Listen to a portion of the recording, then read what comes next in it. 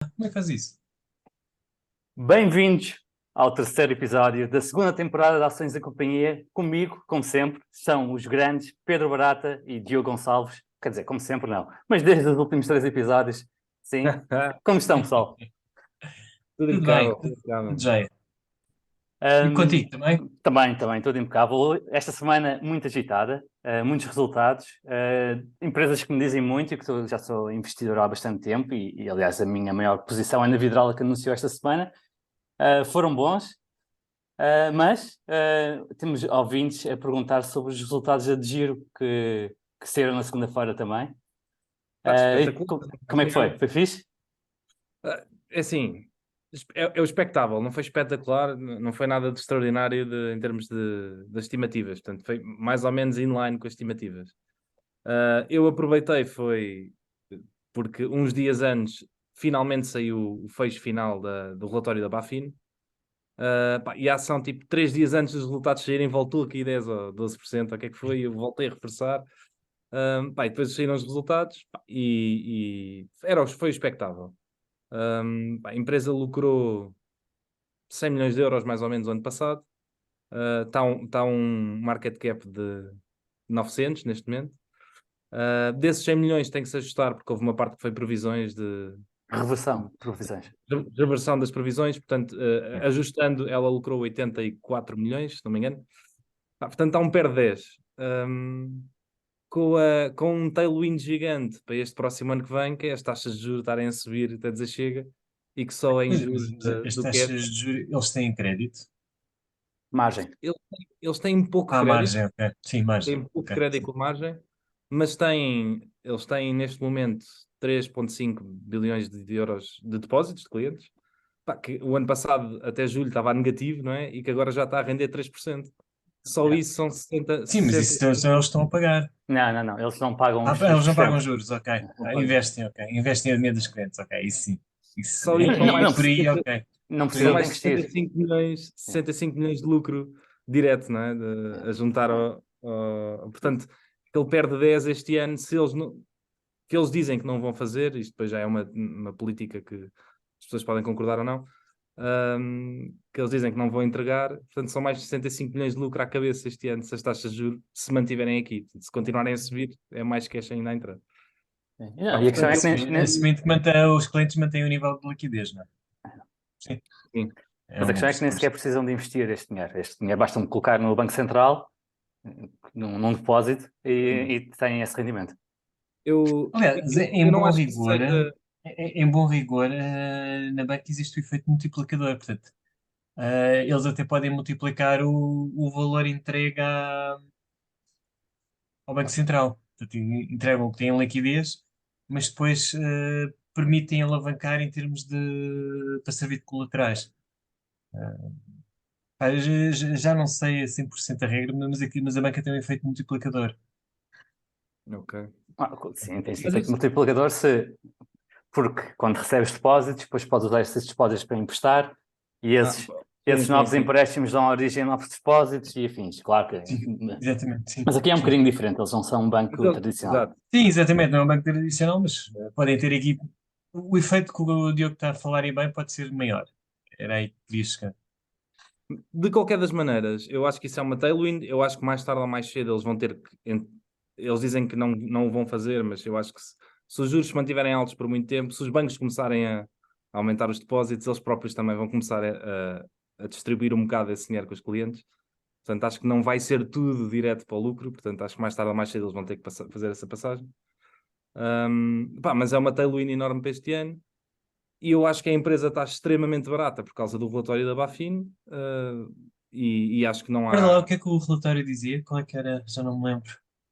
Essencialmente foi, em termos de auditoria, de contabilidade, não houve nada a apresentar, que é a parte mais problemática, não é? Portanto, as contas, o lucro, a faturação, etc., a É Bafin não disse certo. absolutamente nada. O que disse foi, a empresa passou a ser uma non-complex, como é que é? Not small, a non-complex financial company, que é tipo é um estatuto qualquer que a Bafin tem. Basicamente entrou, atingiu uma determinada dimensão, que passou a ser auditada de maneira diferente, E eles dizem que encontraram falhas de parte organizacional, de controle de lavagem de dinheiro e Claro, do compliance, claro. exatamente, compliance, etc. E portanto eles têm que resolver isso entretanto, até resolverem isso, vão estar em cima deles. Mas pronto, mas para mim não achei isso problemático depois de ver o relatório da Bafin e depois de ver a maneira como eles lidaram com isso. Pá, e sem contar com isso, a administração, só para dar um exemplo, o CEO, desde que isso saiu em novembro, já comprou 3 anos de ordenado dele em ações. Já comprou A sala bancária. quase 2 milhões e meio de ações da Giro que ele tem andado a comprar desde novembro, o que equivale a 3 anos de ordenado dele. Entre Isso outros. é um excelente indicador, né? Óbvio. Yeah. Pá, portanto, as expectativas para mim para este ano é uma das posições que eu estou para este ano ou para o futuro, é uma das posições que eu me sinto mais confortável neste momento. Não tem dívida financeira nenhuma, porque, aliás, tem os margin loans, tem uma percentagem de empréstimos de margem, mas que é uma dívida com quase risco zero, né? Quanto é que é a tier deles? Tier, Sim, o caixa de capital. Eles têm neste momento 21%, o que é? oh, Diz isso é muito Core bom. Tier 1. Sim, Yeah. Core Tier 1 ratio. Yeah. Efetivamente, Isso eles são obrigados a manter muito, neste momento, por causa do processo da Bafin. Eu acho que o resíduo de capital deles está nos 16%, o que é muito grande para um banco, mas eles têm 20 e tal, 21% ou 22%. Sim, sim. Isso é normal. Pá, portanto, sinceramente, é uma oportunidade que eu estou bastante confiante, é uma posição grande, é a minha maior posição neste momento. Com Qualquer dia 15%. estás no conselho de administração deles, não? Epá, não, isso não, mas entretanto também tenho tentado falar com mais pessoas e falei com o Jorge epá, e tenho andado a esmiuçar a fundo a empresa, epá, e sinto-me bastante confortável com a empresa. Não só tenho lá, invisto através da Digir, não é a única corretora, mas invisto através de lá, como sou um grande acionista para mim. Espetacular. Mais alguma coisa bastante relevante nesta semana que se lembrem? A Vidrala, né? Para ti. Para mim, sim, é vitral. É incrível que nos 9 meses estavam com decréscimos de rentabilidade em relação ao ano anterior e num trimestre recuperam tudo e mais alguma coisa. Portanto, a força a capacidade de passar preços é notável no segmento das embalagens de vidro na Europa. E não foi aquela oportunidade do gás natural estar a valores negativos? Exato. Também houve, houve muita antecipação de preço e medo que fez disparar os preços durante o ano, mas chegou o inverno e os preços reverteram tudo e mais alguma coisa. E agora ainda estão mais baixos neste primeiro trimestre. Portanto, em média, não estão negativos, mas estão mais baixos. Eu tive a isto de comprar um bocadinho quando estava pá, aí a 60 ou 70 e pá, entretanto já subiu quase 70%. É, E acabei por não fazer nada. é Mas incrível. pronto. E aqui há algumas empresas em que em que vês o sentido da oportunidade dos insiders. E isto nota-se bastante em empresas como a Altri. Vês que quando o Paulo Fernandes compra, é quando normalmente há inflexões de preço e dos fundamentais da empresa. E aqui também foi claramente. A gestão comprou a estes níveis, aos níveis de 60 durante o ano, o CFO, o CEO e o acionista principal, que é o Carlos Declau. E a última vez que tinham comprado antes foi em março de 2020. Portanto, tem um sentido de oportunidade incrível. Isso é claramente uma das maiores métricas para mim. Obviamente, os insiders estarem a comprar e principalmente se for significativo para o património deles, não é? Se estiverem só a comprar umas migalhas. Mas como é que tu consegues ver o património deles? Sabes o salário? Sim, Não sim. quer dizer nada. Eu lembro-me eu lembro-me o gajo da Meta, ah, que investiu para aí numa empresa, isto foi há uns 3 anos, já não lembro o nome da empresa. Uma empresa, investiu para aí uns, sei lá, uns 50 milhões numa empresa. Mas que gajo? O gajo da Meta, do Facebook, como é que ele se chama? Zuckerberg. Marco, Sim, sim. Mas tu sabes o património do Marco. sabes perfeitamente o património. Epá, nunca fiz contas, né?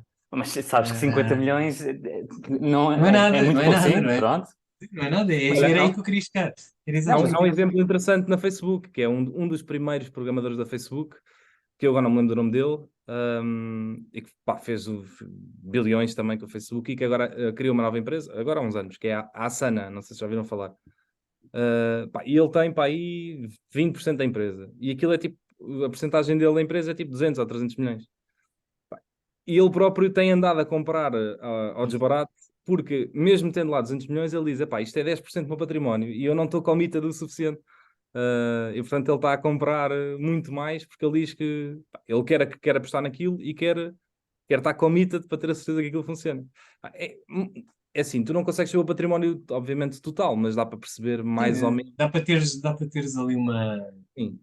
Consegues ver o historial da pessoa, onde é que ela trabalhou, o que é que ela Não, fez. Tipo, epá, há uns anos atrás, quando tinha tempo, tinha uma estratégia que passava exatamente num site onde via o trade do board. Pá, exatamente a estratégia era identificar empresas que o board estava a comprar à maluca. E na altura apanhei o gajo do Face. mas Mas esse já depois, sabes, o património do Mark é o Facebook, portanto, é lá que ele tem, ok, por mais que ele exista no aí outro é lado. fácil. Aí é fácil. Sim. Mas há muitas exceções a isto, e uma das Claro. exceções, agora também toca ao Gonçalo, é os insiders da linha direta também andavam a comprar agora ao pontapé, pá, e os resultados foram muito fraquinhos. É verdade. Não sei, houve alguns insiders a comprar, mas o insider mais price sensitive é o acionista principal de Banco Inter, que é o Raimo Botim e a holding dele é Carnival. E eles compraram nos 90 cêntimos, 94 cêntimos, portanto é mais ou menos o preço atual. Mas claramente eles também foram surpreendidos aliás, a gestão foi surpreendida por este quarto trimestre e eles também. E bem, eu estive a ver se compraram agora depois do anúncio dos resultados e ainda não compraram. Portanto, claramente, e voltou a preços mais baixos do que tinham comprado antes. Portanto, eles também foram surpreendidos. Mas também os resultados só saíram há uma semana, não Sim, mas, olha, mas repare, podem comprar logo no dia a seguir e já poderiam ter A anunciado. Giro começaram a comprar no dia a seguir, a anunciarem.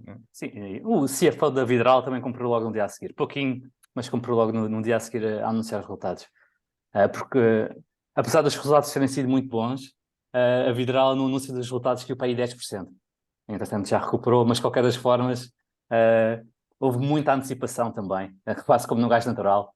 O pessoal antecipou que os resultados eram bons e depois venderam, não, compraram nos rumores, venderam no anúncio. no momento. Mas sim, Onde é que tu vês diz. as compras dos insiders? Não, acabei de. Olha, durante esta semana fizemos uma apresentação. Sim, mas é para o público saber, pá, não é, não é para mim. Muito bem, muito bem. Só que era para tu saberes. Não. Fizeram Mas uma olha, apresentação, nem avisam nada. foi uma apresentação para a Universidade do Minho. Sim. E basicamente onde eu tentei explicar um bocadinho do meu top of funnel, como é que se gera as minhas ideias. Até poderei apresentar aqui no podcast num futuro próximo, que é uma Mas apresentação curtinha. Mas uma Usas, das formas, usas uma o das, Dataroma? Ou também? Ou... o Dataroma é espetacular para ver o que é que os super investors estão a investir, não é? Os fundos e afins. Mas sim, é uma das formas. Mas esta que o Pedro estava-se a referir é ir ao site da CNMV,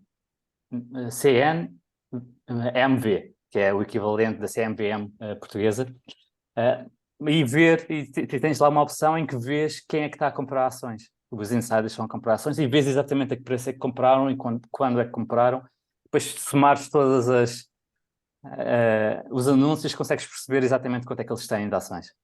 O que é interessante. E depois, para os principais, também tens o relatório de contas e vês o que é que eles têm. Mas sim, a Vidrala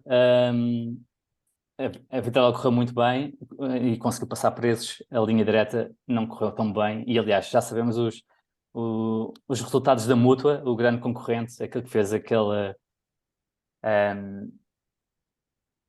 promoção gigante, e mesmo eles tiveram um combine ratio melhor do que a linha direta durante o ano inteiro, o que é notável.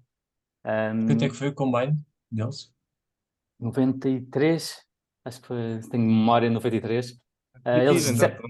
Eles disseram que também beneficiaram imenso, a Mútua beneficiou imenso de ter uma grande cota de mercado na zona central de Madrid, e é que em que houve muito menos sinistros, porque houve muita gente ainda a fazer teletrabalho, muito A mais do que trabalhar o de resto de casa, Espanha. Muito mais do que o resto de Espanha. Portanto, aqui algumas coisas mais específicas na Mútua, enquanto que a linha direta tem uma cota de mercado mais na Catalunha, mais norte de Espanha, e menos em Madrid, em que a Mútua, lá está, a Mútua madrilenha, domina completamente. E se calhar introduzindo os nossos temas, o Pedro, sei que esteve a olhar para os resultados da linha direta e acho que é uma boa passagem. O Pedro, aliás, convém dizer que vem super preparado para aqui o podcast. Não tem não dois, mas 3 temas e ainda estava a pensar no quarto. Enquanto eu e o Não, Diogo não, às não, vezes... não. Mas hoje só vamos falar de dois, pá. Hoje é só Pronto. dois. Enquanto eu e o Diogo temos às vezes problemas em encontrar temas, aqui o Epá, Pedro altamente motivado, é de louvar. calhou. Pá, às vezes é difícil encontrar assim um tema que faça sentido. Às vezes depois há coincidências e proporcionou-se. Os meus dois temas eram um bocado a provocar os dois, não é? Provocar-te a ti e ao Diogo. É um artigo sobre a China que eu li no The Economist e achei muito giro. E o outro era um bocado falar aqui um bocado dos resultados da linha direta, mas assim com o teu feedback. Assim, um Boa, comentário, fazia aqui um comentário e tu repostavas, ou não? parece muito bem. Ah, sim, porque pá, eu trabalhei, acho que disse que eu trabalhei durante muitos anos em auditoria a seguradoras, em seguros e auditoria a seguradoras. Pá, e adorei ter trabalhado em auditoria a seguradoras. Pá, e tive saudades de já não vi um relatório de contas ou uma demonstração financeira de uma seguradora já há imenso tempo, há imensos anos. Pá, e deu-me mesmo gosto de estar a olhar para as contas da linha direta. Não tive acesso ao relatório de contas, em bom rigor, mas não está lá no site. Mas deu para ver a apresentação e ir buscar o Acho que, Excel com as contas. acho que ao Gonçalo não deu assim tanto gozo. Não sei porquê. Não, mas apesar de tudo o ano não foi mal. O último trimestre é que foi surpreendente.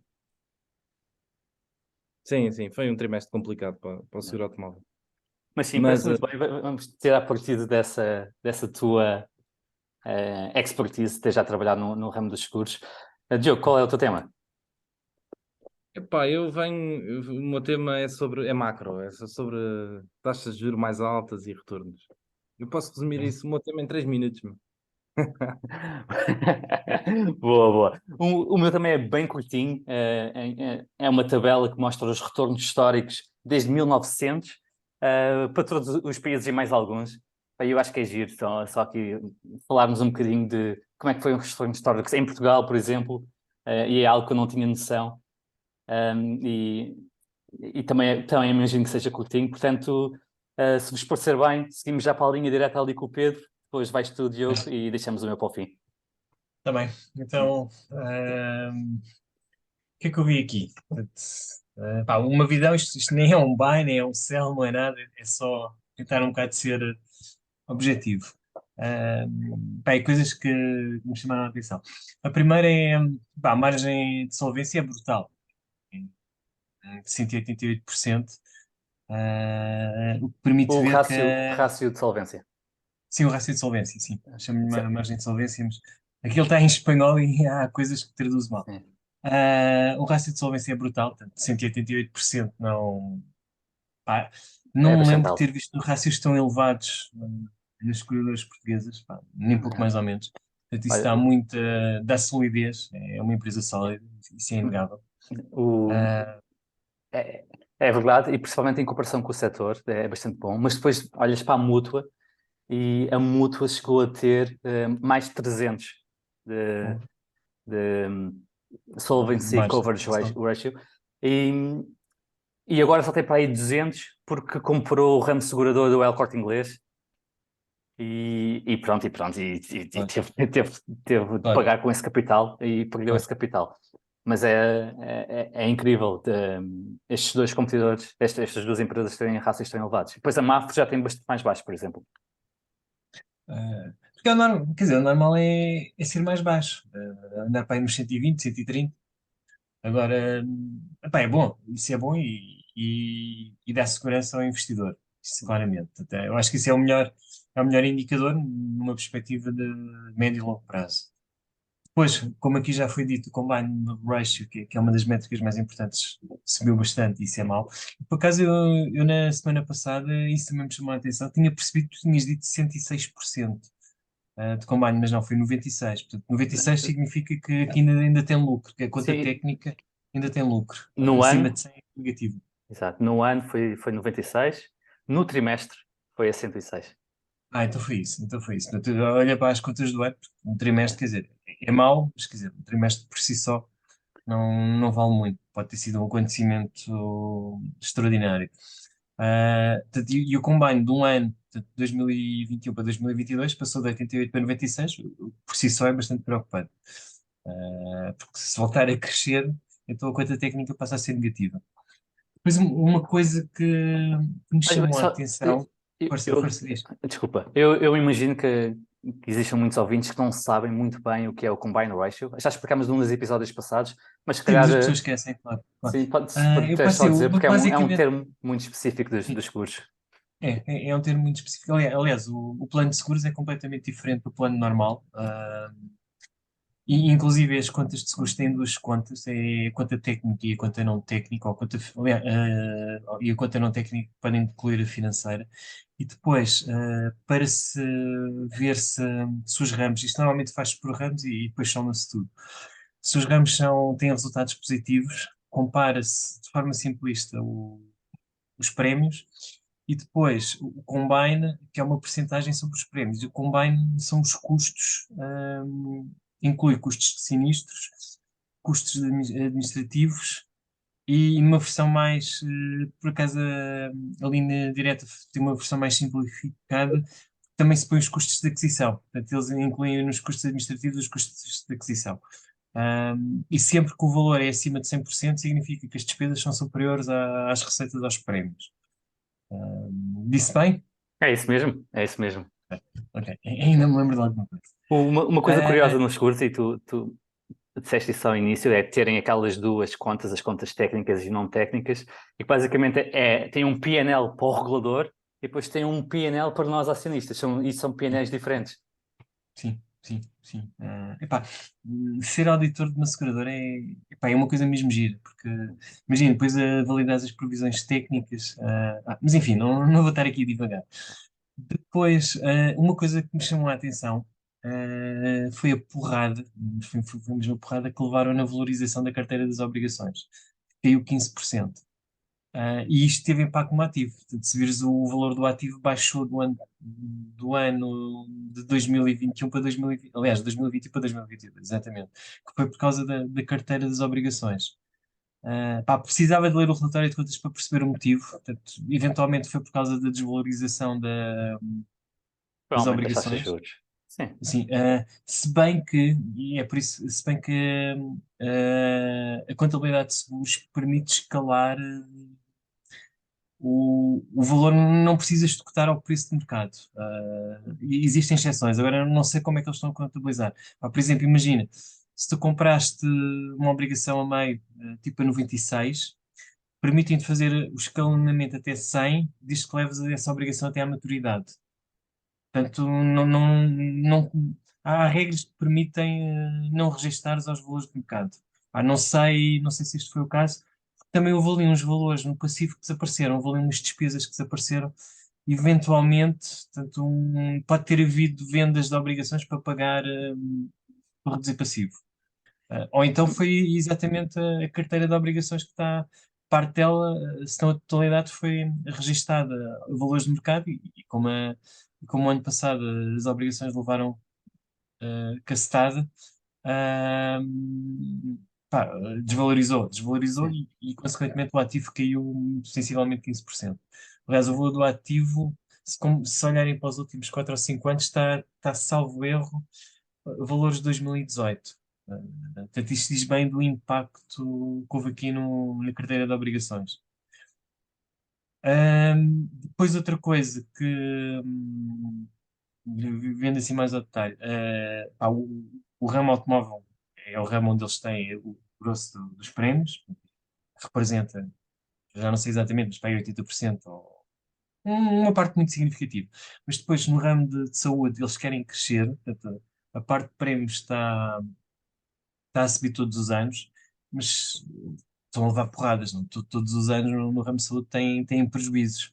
Portanto, o Combine melhorou, baixou de 148 para 144, mas está muito acima dos tais 100% que referimos há bocado.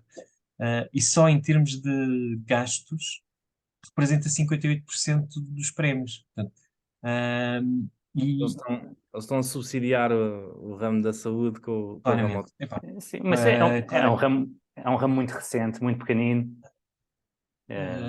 Pá, E, mas se olharem para os prémios, para a evolução dos prémios, pá, claramente que eles estão a apostar em expandir, porque tem havido evolução de prémios, mas ainda precisam de muito. O ramo, agora, a experiência que eu tenho é que o ramo de saúde é dos ramos mais difíceis. Porquê? Porque enquanto o automóvel e a casa são seguros obrigatórios, pá, e toda a gente tem que ter. No seguro de saúde, não é um seguro obrigatório. Então, a tendência é para quem tem problemas de saúde, é para fazer seguros de saúde. E isto faz com que a taxa de sinistralidade acabe por ser mais alta. Ou então tens que pôr prémios demasiado altos para compensar e depois deixa de ser atrativo. Ahm, mas se olharem todos os O que é anos que estás a dizer? Mas aí faz diz? parte do negócio. Eu percebo o que é que estás a dizer, mas aí faz parte do negócio deles eles serem o mais precisos possíveis a calcular essa Claro, sinistralidade claro. e a porem o Não, prémio. sem dúvida. Aqui a questão é terem escala e pá, pela leitura que faço, querem crescer, pá, mas ainda estão muito longe disso. Precisavam para aí triplicar o volume de prémios, no mínimo. isso Eh, é verdade. É muito pequenino este segmento. Eles aproveitam a escala do terceiro player e partilham os acordos com as clínicas e tudo mais. Portanto, não tenho a replicar essa parte. Mas olha, o combine ratio desta unidade em 2018 era de 400%. lá está. Uh, Mas se olhares para os prémios, se comparares os prémios, eu agora não tenho informação, mas era para aí os prémios subiram para aí 200 ou 300%. sim, exato. Partiram de uma base muito baixa. Mas uma coisa, Mas deixa eu só agora, terminar. No, desculpa. em 18 era 400% e tinham só de 7 milhões de prémios. Agora são 29 milhões de prémios, em que estão com um combine ratio de 144. Portanto, ainda com uma perda grande, mas de uma base muito pequenina. Sim, Uma pá, das mas perguntas estou na tendência certa. Agora está a demorar mais do que seria expectável. E todos os anos perdem 7 milhões no ramo de saúde. Achei curioso que o valor é mais ou menos constante. Ah, portanto, coincidência, não sei o que é que se passa ali. Não sei se está a demorar São, mais do que expectável. Eles sempre disseram que isto ia demorar um pouco. Eles fizeram mais ou menos este percurso já com o ramo de casa. casa que Eh, também tem que evoluir. Também já chegava lá ao ramo de casa. Achei uma coisa curiosa que chamou-me a atenção mesmo, mas tinha que ler o relatório de contas. Ah, existe, portanto, nas contas de cada ramo, portanto, no ramo de saúde, existe a parte de prémios brutos e depois a parte de prémios não adquiridos. Porque para garantir a contabilização nos anos corretos, faz uma espécie de prorata para os prémios que já recebeste. Pá, imagino que contratas um seguro durante um ano, em novembro, portanto, só entram para as contas o mês de novembro e dezembro. Portanto, pagaste um ano, os outros 10 são provisionados e saem das contas. Isto é estranho. Pá, se virem tanto no de habitação como no automóvel, a discrepância entre prémios brutos e prémios não adquiridos, epá, é normal. É normal, faz parte, há mais prémios, há mais prémios não, brutos do que... exatamente, há mais prémios brutos porque há ali um pequeno crescimento, mas aquilo é normal, são valores perfeitamente normais. Se olhas para o de saúde, epá, tens ali umas percentagens alucinantes, que aquilo até dá a sensação que não faz sentido nenhum que são prémios pagos à cabeça para 2, 3 anos. Que não faz sentido nenhum no saúde, porque isso não, acho que isso não existe. Mas Na gestão pequena. provavelmente aqui também fazem muito resseguro. Muito resseguro. Também vendem muitas Ah, ações. Depois deixam de entrar para aquilo que são earnings. não Porque a se- parte da saúde tens muito mais aqueles one-offs, aquelas pessoas que realmente precisam de. eh, problema. Imagina que tens um acidente de automóvel, normalmente o custo, em médio, é bastante mais baixo e não tens tanta variação, acho eu. Mas sim, mas isso é o que tu dizes, é Estás verdade. a Mas chegar a um ponto muito interessante e depois até era a minha conclusão final, mas agora passo a avançar. Ah, o grande, os custos têm duas grandes particularidades. Uma é a carteira de investimentos, que é isso que gera receitas. E a outra grande particularidade é a capacidade de negociar no resseguro. Porque o resseguro é que dita depois os resultados. Eu consigo, bom, eu não, mas em linha direta, se quisesse, conseguia ter com um rácio de sinistralidade, imagina, de 60% num ramo qualquer. Eh, Agora, pagava uma brutalidade em termos de resseguro. Porque existem contratos que são o excess loss e o stop loss, onde está definido para a carteira toda, porque depois isto é medido na carteira toda no volume de responsabilidades, que a partir de um determinado montante de sinistros passas para o resseguro. A grande questão aqui é que as resseguradoras têm um peso muito maior em termos negociais do que as seguradoras. Uma das coisas que mais me fazia confusão quando eu trabalhava no setor é que as principais resseguradoras mundiais, ou europeias, a Muniz Re, a Swiss Re, chegava aí sempre a setembro e cancelavam os contratos. E as seguradoras ficavam malucas, porque ficavam malucas, já sabiam, porque todos os anos acontecia o mesmo, mas depois tinham 3 meses para aceitar as novas condições do ressegurador. Tu, para fazeres um resseguro, só fazes com resseguradoras de AA ou AAA já não existe, mas tipo AA com muitas garantias. Porque não vais fazer resseguro com uma entidade que depois não tem capacidade de pagar as responsabilidades. De modo que isto gera um poder brutal nas grandes resseguradoras. Portanto, é por isso que a mim fascina mais olhar para uma Muniz Re do que para uma linha direta, independentemente de ela ser bem gerida, porque efetivamente há aqui dados que ela é bastante bem gerida. Depois mais coisas. Os resultados financeiros são ótimos, não ando tão mal. 50% dos resultados vêm de resultados financeiros. Isso acho bastante bom. Acho que é um excelente dado. Depois, a mesma crítica que estava a fazer para o ramo de doença, ou ramo de saúde, também para o ramo de habitação, o ramo real, não numa escala tão má como o de saúde, mas também precisa de escala. Portanto, o rácio o combine tem 96%, 95%, 96%, mas a parte de gastos está em 32%. E enquanto no ramo automóvel a parte de gastos está em 20%, salvo erro. Portanto, há aqui margem para isto, para escalar, não é? Tens 32% gastos num ramo destes, claramente é mau. Portanto, também há aqui potencial para melhorar. mas isto, Ah, isto são Força tudo, disto. este ramo também é relativamente novo. Mas para termos uma ideia da diferença de ordem de grandeza, em motor, eles escrevem prémios de cerca de 700 milhões por ano, quase 800 milhões por ano. Em casa são 140 milhões por ano. E em saúde são só 30 milhões por ano. Sim, Portanto, sim. os outros dois E claramente setores o que são interessa é o muito pequeninos. automóvel.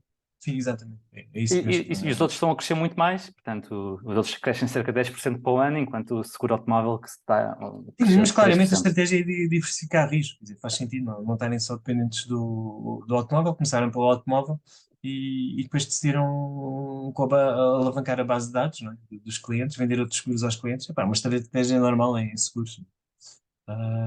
Portanto, tudo o que estão a fazer faz todo o sentido. Não, isto não. Pá, eu estou a tentar aqui fazer um bocado de árbitro, não é recomendações nem de compra nem de venda. Não, não, mas foca mais naquilo que não gostas. Enfim. Pá, basicamente, e depois, quer dizer, depois é queda em bolsa, né? Porque tu olhas para o gráfico e aquilo assusta e bem, não é? Ah, isto pronto, é o pão nosso. Sim, enfim. Isso Portanto, e é para mim não me assusta. difícil. Isso para mim até me faz crescer o bichinho. Sim. Aqui a Convém questão muito. é, pá, se fosse Principalmente uma porque indústria, a linha direta está em bolsa há um ano. sim, E é muita verdade. gente, exatamente, e muita gente está a vender, nem sequer pagou por ela. Não é? Sim, Porque sim, isto sim, foi um sim, spin-off do Banco Inter. sim, sim, é verdade, é verdade. Pá, conceptualmente, pode haver aqui valor, isso é indiscutível. Pá, aqui a questão é que uma empresa que tem uma cota de mercado de 7% que mostraste a semana passada pá, não é nada de especial, não é assim uma coisa Eu, eu, sólida em termos de posicionamento de mercado. eu aí faço um bocado uma pergunta aqui ao Gonçalo, que é uma das coisas que eu não percebo no caso da linha direta, que é, tendo em conta que eles são pequenos na parte automóvel e até são uma das empresas mais rentáveis, porque se te sentes confortável, o que é que achas de eles estarem a diversificar para saúde e casa e estão claramente a subsidiar isso, não é? E não podiam ser ligeiramente mais Só no agressivos na saúde. parte automóvel? Só no saúde, porque o Casa já tem rentabilidade positiva, pouca, mas tem. Porque eles claramente têm potencial para crescer na parte automóvel e é um sítio onde eles são mais especialistas do que. Mas não estou a conseguir. É que não estou a conseguir. Não, eles têm uma vantagem de custos por ser um modelo mais direto do que a maior parte dos concorrentes. E é aí que eles estão a apostar e viram oportunidades de crescimento em casa e em saúde. Casa já é um bocadinho nada rentável, mas lá está, são como as cotas de mercado são tão estáveis ao longo do tempo, e podemos ver os grandes continuam sempre a ser grandes, demora muito tempo a ganhar a cota de mercado, mesmo no seguro automóvel, em que a linha direta tem uma vantagem de custos grande, demorou 2 décadas e meia a chegar aos 7%. Porra. Mas isto é mais ou menos o que se passa nos Estados Unidos com a Geico e com o Progressive. Demoraram 50 anos a 15% de cada. Não é? A Geico e a Progressive são as mais eficientes do mercado, mas lá está. O facto de ser tão difícil ganhar a cota de mercado também acaba por ser algo que protege estas empresas de conseguirem bons retornos no futuro, porque também, se é tão difícil angariar clientes, também será relativamente difícil perdê-los. E por isso é que Aí tenho mais. Tenho dúvidas, porque tens aí um azar qualquer, uma campanha. Pá, uma campanha de marketing. Não é campanha de marketing, é uma publicidade negativa, por qualquer motivo. Porque não pagaste um sinistro e foi para tribunal, qualquer coisa. Fiscal, que seja uma coisa grave, não é? Tens ali um risco reputacional. sim, É isso raro é. acontecer, Pronto. mas pode acontecer. Pode acontecer, mas pode acontecer à mútua, pode acontecer a qualquer outra. Claro, claro, claro. A Coca-Cola pode ter problemas associados à marca numa escala mundial É também. diferente, pá. Imagina que, pá, imagina no seu caso, mas imagina que eles não pagam um seguro ao Messi, o Messi já não está lá, há um raio ou qualquer coisa recusam a pagar o seguro, que é um escândalo. Sim, mas pronto, O seguro não, o sinistro. esses Sinistro, claro. cisnes negros podem acontecer a qualquer empresa, mas como negócio, a taxa de retenção de clientes é muito elevada. A linha direta que fala que retém cerca de 91% dos clientes ano para ano. Só há um player melhor em Espanha, que curiosamente é a Mútua. E eles conseguem reter 93%, 92%, 93%. E isto faz alguma diferença. Claro. Mas pronto, é isto também que torna um negócio melhorzinho. Aliás, mesmo este ano que foi mal para a linha direta, os retornos sobre os capitais próprios são ótimos. São para aí 15%. O ano passado foi 35%. No Covid, teve retornos sobre os capitais próprios de Mas 40%. Outra das coisas, os capitais próprios baixaram, porque aquilo tem a ver também com a contabilização das obrigações, porque há uma Sim, parte que pode ir direto a capital próprio e aquilo baixou. sim, Aquilo baixou. houve o mark to market, exatamente. Sim, sim, sim. Mas quer dizer, mas é um negócio sólido, não é. Pessoalmente não me fascina, acho que não. Pá, prefiro investir na Muniz Ré, portanto, se quando tiver a oportunidade, vejam, porque tem ali um poder negocial que não vejo O na Buffett linha já direta. é um setor que o Buffett gosta bastante, não é? O resseguro. Mas lá está, a tua capacidade é o capital e tem ciclos. Portanto, quando as coisas correm muito bem, normalmente há bastante mais capital a ir para o resseguro e os retornos são mais baixos e, pronto, e vão flutuando. Mas pá, a melhor seguradora do mundo em resseguros é a Berkshire, com o seu duplo A e Mas com. olha que não está. Eu hei de te enviar uma lista em que eles estão para aí em quinto lugar. Sim, não é a Outra, maior, mas das melhores e das resseguradoras do melhores mundo. no top 5 está. Mas epá, se tiveres a oportunidade, olha para a Muniz Ré. Um dia que tenha tempo é de analisar e trazer lá aqui. Epá, é de longe, em termos de resseguradores europeus, é a resseguradora mais estável, mais reputacional. Inclusive, depois há critérios, mas há critérios em que tem mais reputação que a do Warren Buffett. Epá, e é uma coisa que sempre existiu nos últimos 40 anos, 40, 50 anos. Portanto, não vejo ali forma de perder esta vantagem competitiva que eles têm. Sim, mas repara, estou a ver aqui os retornos da ação nos últimos 20 anos e essa dominância não se traduz em grandes retornos para o acionista, pelo menos nas últimas 2 décadas. Ah, não, em termos de estabilidade, eles pagam dividendos. Em termos de Já estabilidade, pagam é uma bastante empresa estável. dividendos, mas sim. Sim, Bom, uma sim. dividend yield de 3,5%, mas nas últimas 2 décadas ganharam 50%, mais os dividendos.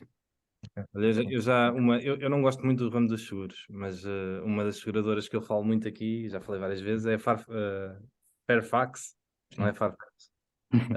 Pá, eu acho que é das seguradoras mais bem geridas aí do mundo e que até há pouco tempo podia-se comprar a 0,7 do book value e agora está ao book value. Este ano tem subido ligeiramente.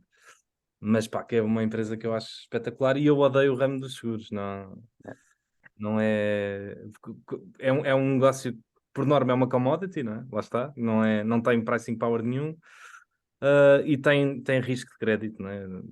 Apesar de ser ao contrário dos bancos, não é? Recebes primeiro, mas tens sempre esse risco de pá, a pessoa que está lá, tens que acreditar muito na gestão que sabe fazer contas em relação aos seguros. No caso do seguro automóvel, é mais fácil, ou melhor, minimiza esse risco porque são seguros a curto prazo, não é? No caso do seguro de vida e seguros de casa, lá está, são seguros a 20 anos ou só 50 anos, pá, e há muito risco de crédito e riscos de fraudes, pá, e portanto é um negócio que tendencialmente eu sou muito averso, pá, mas gosto muito da Farfetch, pá, e até gostei da linha direta, porque precisamente por serem pequeninos e por não quererem e sentir que não queriam crescer e que queriam retornos, né? E o retorno sobre o capital, sobre a return on equity da linha direta é bastante alto. Um, pá, e nos seguros é aquele negócio que crescer é fácil, não é? Agora dar dinheiro é que é mais difícil. Sim, Qualquer sim. pessoa consegue crescer, é baixa preços e É, promove é, aquilo e é fácil de é. crescer. Aliás, isso pode ser um problema para a linha direta. Se aparecer um concorrente que queira praticar, fazer dumping, porque a linha direta quer se posicionar como o mais barato, não é? Tem capacidade para isso, ou um dos mais baratos, por ter uma estrutura de custos muito mais baixa. Se aparecer um a fazer dumping, isso pode ser um problema para a linha direta, né? Bem sei que tem uma capacidade financeira que lhes permite aguentar, se calhar permite-lhes aguentar a guerra e se calhar até ganhavam a guerra. Mas isso pode acontecer. E é giro, porque eu acho que um bom investidor, por norma, é um bom ah, gestor de risco de seguros, não é? Porque o tipo de personalidade é mais ou menos o mesmo, não é? O ideal é tu conseguir ser paciente, rejeitar tipo, a maior parte dos negócios, Não tentar, lá está, angariar negócio porque sim, não tentar investir porque sim, portanto, toda essa personalidade de paciência e calma e de não ter FOMO, etc., pá, é bastante valorizada nos seguros Yeah. e nos investimentos. Principalmente pela questão dos ciclos, que também são bastante pronunciados nos seguros. Yeah. E, realmente, tu mencionaste várias vezes a Fairfax e, pá, e os retornos têm sido espetaculares, é incrível. Pronto, nada mal. Eu Estás aí estou a muito. falar Sim, dela, é. eu estou a falar dela desde que estava a 400, meu. Eu avisei. Não, mas tem sido, tem sido um mix de. A Fairfax posicionou-se muito bem para esta subida de juros, porque a maior parte do crédito, a maior parte do. Não sei como é que vocês. Qual é o nome técnico, né? Do portfólio Sim, o portfólio das Carteira, obrigações. que estava em obrigações de muito curto prazo, pá, porque ele era muito conservador.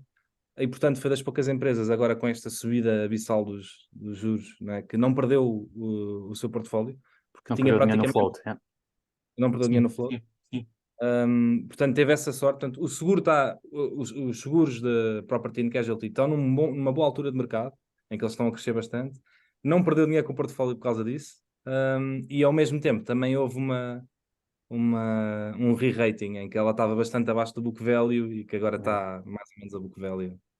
Portanto, foi um combinar das três coisas, mas tem corrido bastante bem. Esse sentido de oportunidade é incrível. Tanto a Fairfax como a Berkshire beneficiam imenso desta subida das taxas de juros, exatamente porque todo o float da parte de obrigações estava a muito curto prazo. Isso também é visível na Berkshire. Já a linha direta tem tinha a maior parte das coisas a 5, 6 anos, de média. Mas a Portanto, por isso é que Duration levou. salvo erro, a Duration era para aí 3 anos. Sim, 3 anos e meio. Sim. duration 3 anos, mas as obrigações Sim, tinham 3,6. maturidade de 5, 6 anos. Ok. Mas é uma diferença considerável, e lá está, e portanto sobe por mais tem mais Sem sensível dúvida, às taxas de juros. sem dúvida, sem dúvida.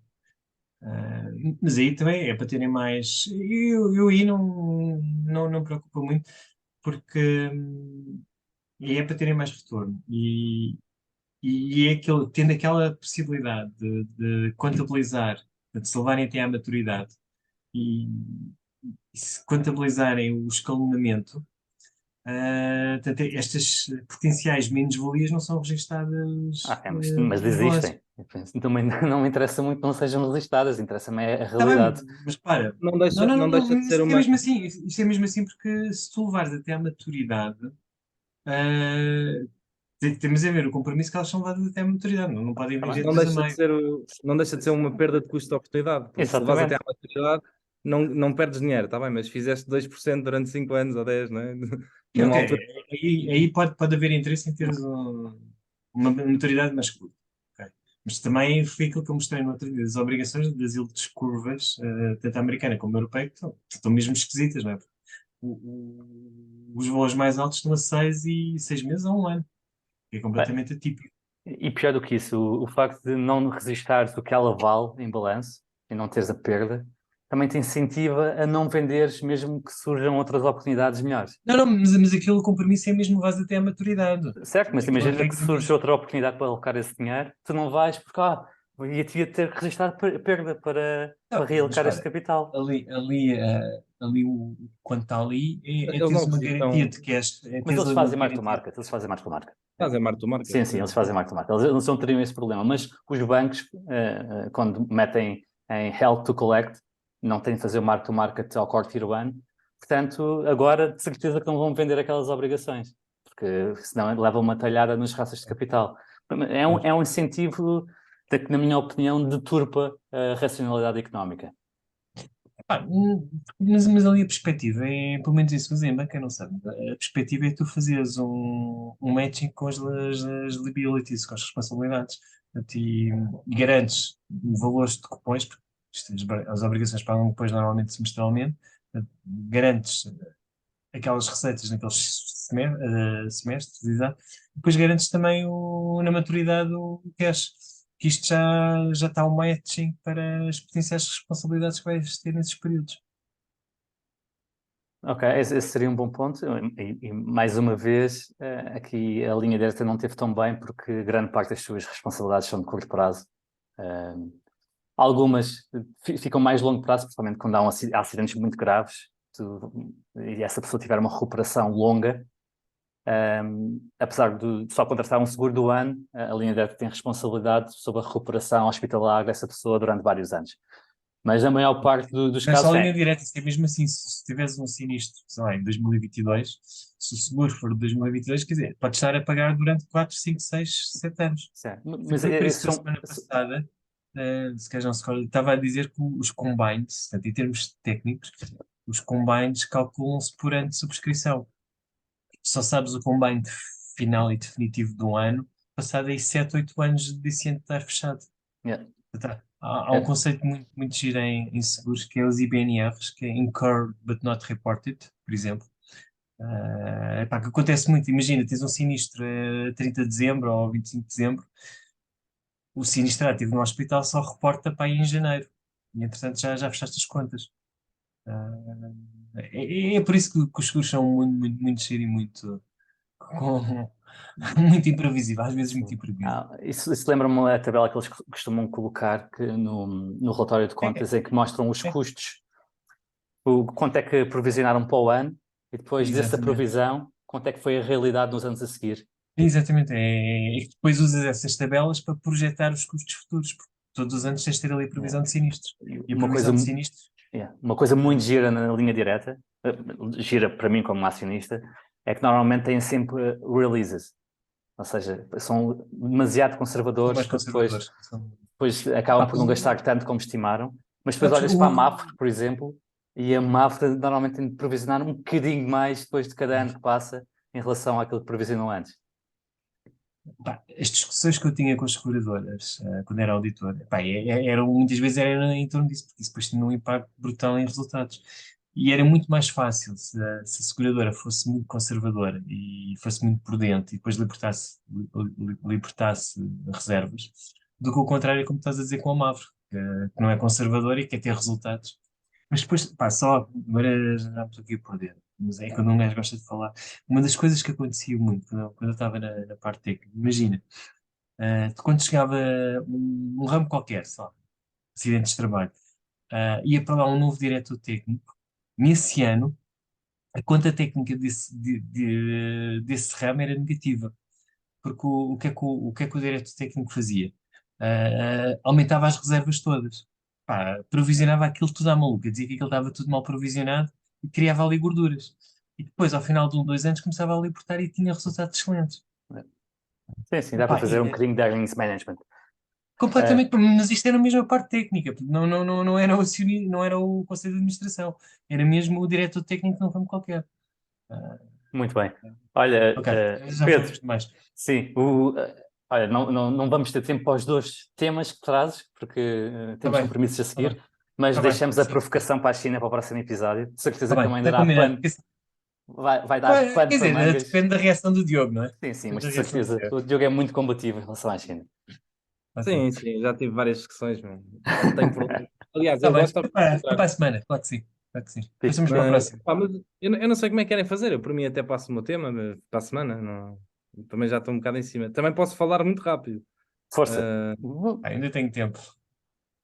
pronto, pá, porque o meu tema é muito simples. O meu tema, isto vem de. É uma questão macro, mais uma vez, que depois não tem interesse nenhum. Ou seja, a conclusão é, mais uma vez, não olhem para a macro, mas basicamente, numa altura em que pá, a inflação continua a surpreender na Europa e já sabemos que as taxas de juros, pelo menos na Europa, vão.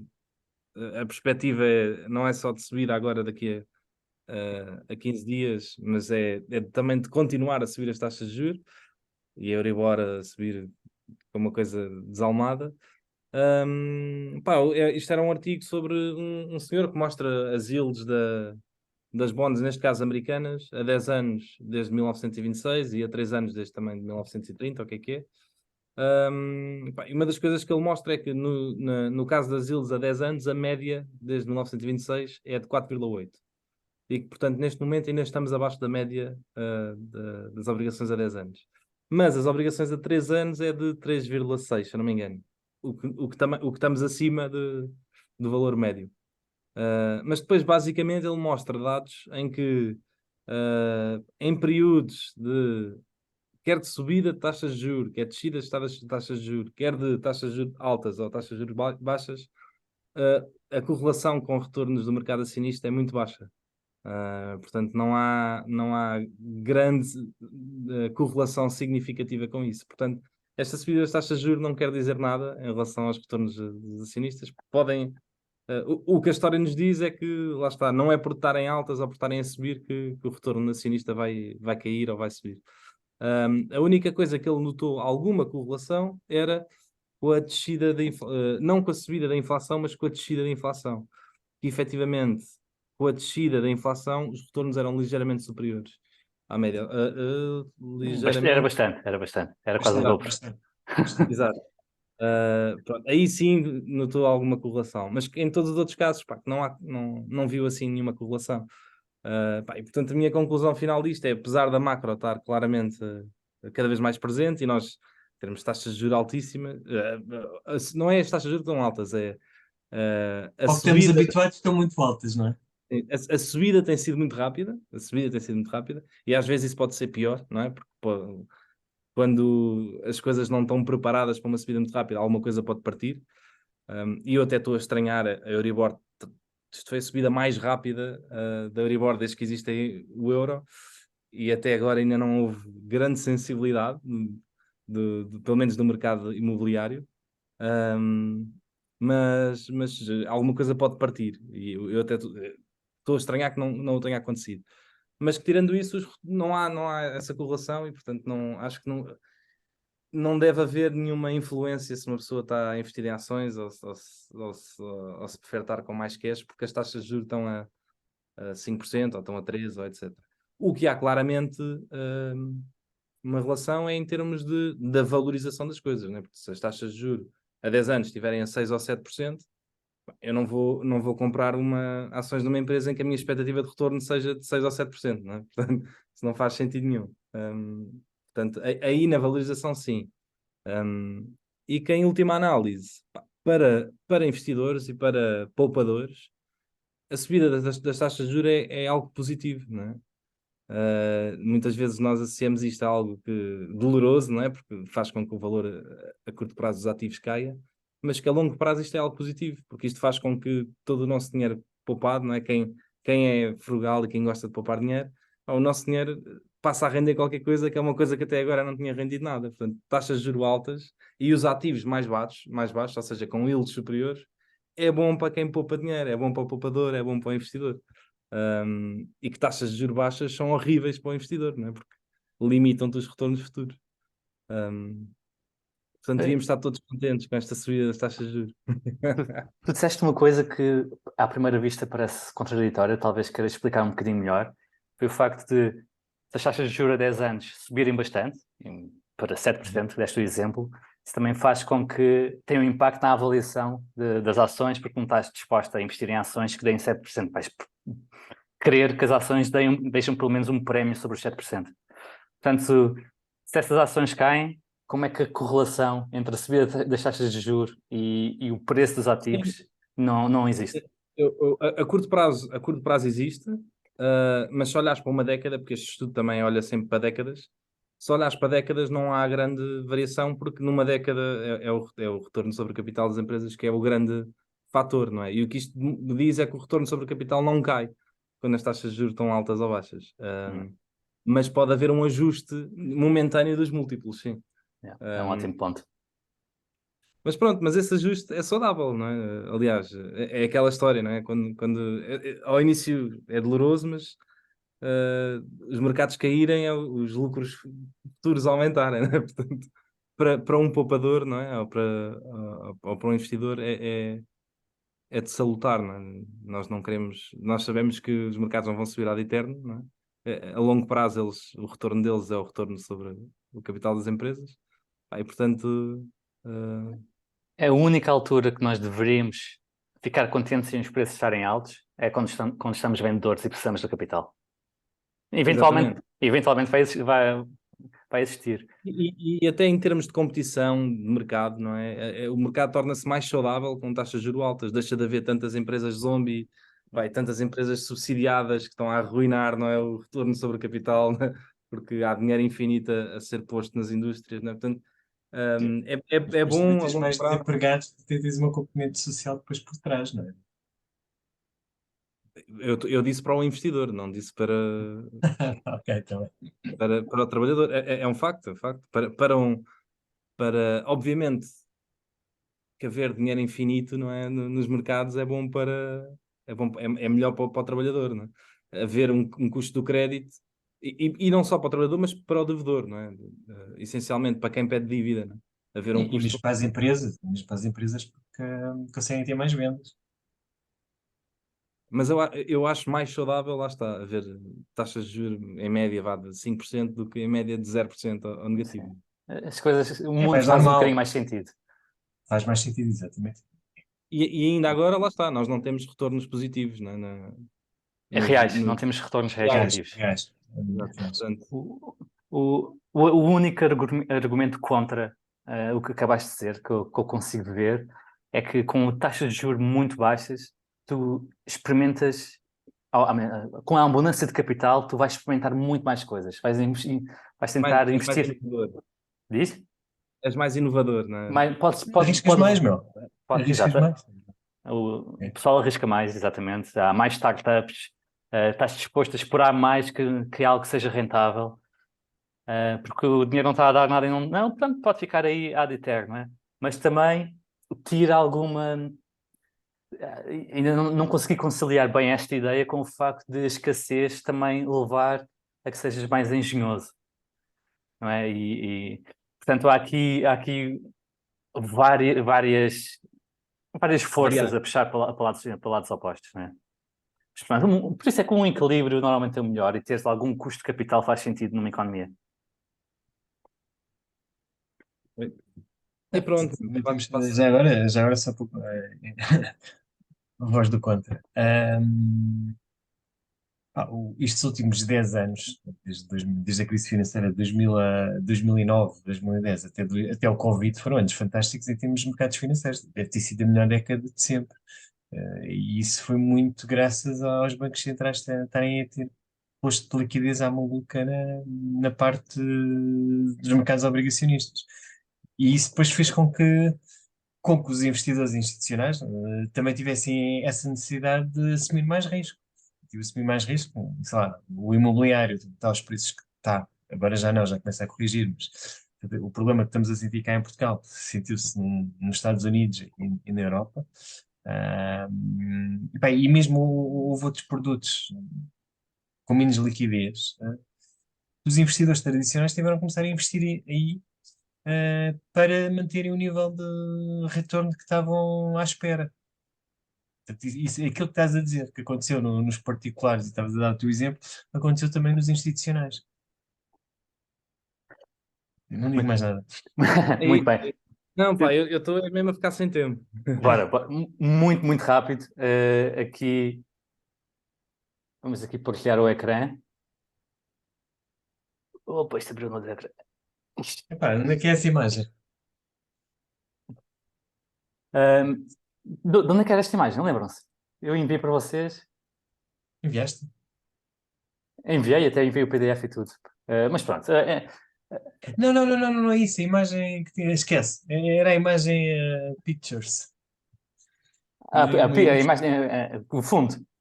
Sim, sim. Sim, não é nada especial. Não foi eu que tirei a foto. Ok. É o fundo aqui Basta, do. vá, avança. Mas pronto, olha, aqui eu achei esta tabela interessante porque mostra o retorno real, portanto, ajustado pela inflação, e isto é importante porque há países aqui que têm inflação completamente diferentes, e desde 1990 para grande parte dos países, há alguns países em que não temos esses dados, mas para estes países aqui de cima da tabela temos os dados desde 1990, desde a Áustria, a Irlanda, a Itália, o Japão, Portugal, temos dados desde 1990. E olhando aqui para Portugal, temos que o retorno do mercado português, em termos reais, a média geométrica foi de 3,7%. esta é a média que é mais relevante, que é aquela que faz o compounding, enquanto a média aritmética, portanto, a média dos retornos ao longo dos anos, foi bastante superior, foi 8,4%, mas a mais relevante para o retorno real é esta dos 3,7%. E tive aqui oscilações gigantes, desde menos 76%, isto no ano de 78, 4 anos depois do 25 de Abril, e que provavelmente coincidiu com a entrada do FMI em Portugal e tudo mais. Portanto, períodos interessantes. Mas também teve anos em que ganhou sempre. Eu tinha ideia que a bolsa esteve mesmo fechada durante uns anos. Pronto, exatamente. E exatamente, o 25 de Abril também levou a que houvesse nacionalizações de empresas. Portanto, Exatamente. houve aqui perdas totais de capital. Mais tarde houve compensações em relação a estas nacionalizações, por isso é que este retorno aqui não é zero, por qualquer coisa vezes zero ia dar zero. Mas é curioso que mesmo com 25 de Abril, com nacionalizações, num país como Portugal, alguém ainda conseguia ter um retorno real de 3,7%. Nos Estados Unidos o retorno real foi bastante superior, foi 3,4%. Isto em compounding de 120 anos dá uma diferença brutal, apesar de não parecer. Mas é bastante interessante. Depois conseguimos ver aqui países na América Latina, por exemplo, o Chile, só tem dados desde 1960, mas é incrível que tenha tido retornos reais nos últimos 60 anos de 12%, ou quase 12%, 11,8%. É Mas notável. aí também tinhas que fazer a comparação cambial. Não, O isto país são pode estar a retornos. desvalorizar. Não, está bem, mas a moeda pode estar a desvalorizar. Assim, mas normalmente a moeda desvaloriza de acordo com a sua inflação. Não é? Em termos de paridade de poder de compra, o que te interessa a ti é que tu consigas ter um retorno que pague mais do que aumentam os teus custos, como residente nesse país.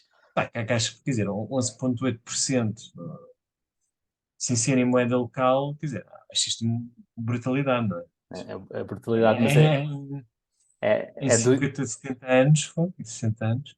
assim, por outro lado, foi dos países da América Latina melhor geridos e com uma atitude mais capitalista de todos. Pá, e foi um dos países que foi mais afetado pela ditadura, não é? Do Pinochet. Sim, mas o Pinochet trouxe aquele pessoal de Chicago. Só falta dizer que temos que apostar aí numa ditadura para Portugal, não? Lá está. Cara, estou a brincar. Há ditaduras que resultam do ponto de vista económico, mas que são muito mais para a liberdade das pessoas. O Pinochet, pá, tem muitas coisas mais certamente, mas em termos económicos houve alguma racionalidade. E há um país nos dias de hoje que continua a ser uma ditadura, ainda que não tão como a de Pinochet, mas estão a lembrar, por exemplo, de Singapura, em que o modelo económico é puramente capitalístico e funciona muito bem, apesar de ser uma ditadura. Não é? Ok. Mas eu não estou a defender de todas as ditaduras, eu gosto muito da minha liberdade individual e prefiro ser um bocadinho mais pobre e ter liberdades individuais. Está a ver que não se mencionou a China aqui, não é? Mas pronto, isso fica para outro dia. Exato. Mas, pronto, mas em termos de desenvolvimento económico, a Singapura deve estar um passo ou outro à frente da China. Mas era isto, meus caros. Eu gosto muito destas séries muito longo prazo, porque e dá-nos uma noção do. E mesmo países como a Argentina, em que foram um completo desastre com a hiperinflação, os retornos reais, mesmo assim, são de 3% ao longo de também 62 anos. Portanto, Qual é que é o racional? Agora tenho que estar outra vez a olhar para a estatística. Qual é que é o racional da discrepância da média aritmética para a geométrica na Argentina? quando tu. Então, esta média é calculada pelo retorno interno que tens, Sim, e sim. quando tens muita oscilação, imagina, tens. Tu tens anos com retornos negativos. Exatamente, quando tens um ano com retornos menos 50%, depois precisas, para ficar com uma média aritmética de zero, só basta 50% no ano seguinte. E isto está a tua Ok. média aritmética de Sim, zero. sim, sim, Mas a sim, médica geométrica não fica zero. precisas mais, precisas de mais, sim, sim, é isso Para a mesmo. médica geométrica ficar zero, tu precisas depois de 100%. É 100%, exatamente, exatamente, porque quando tens 100 passas para 50 e depois É, de 50 para 100 já não é uma queda de 50%, mas é uma valorização de 100%. exatamente. Portanto, É, por isso é que a média geométrica é o que faz sentido ver. E claro. quando tens muita dispersão, isso aumenta a diferença entre as duas médias, mas não faz É, muito sentido. sim, é isso, é a dispersão de resultados, bem, muito bem observado. O Diogo está muito caladinho porque tem um jantar e quer Estava a despachar pensar isso no quando é que estes instante. gajos calam, quando é que estes Exato. gajos calam. Mas pronto, eu Pá, já. eu adoro fazer isto, mas eu tenho pessoas à espera, meu. Ok, Tipo, temos mesmo de terminar. Obrigado. Isto também foi muito culpa minha que eu atrasei-me para iniciar, portanto, mas para a próxima fazemos um episódio com mais calma. E bom jantar, Diogo. E bom Benfica, Pedro. E Sim, um bom fim sim. de semana aos nossos ouvintes. Hoje é sexta-feira e o Benfica joga daqui a meia hora. Tá, olha, fiquem bem. tchau, pessoal. Um abraço, meus caros.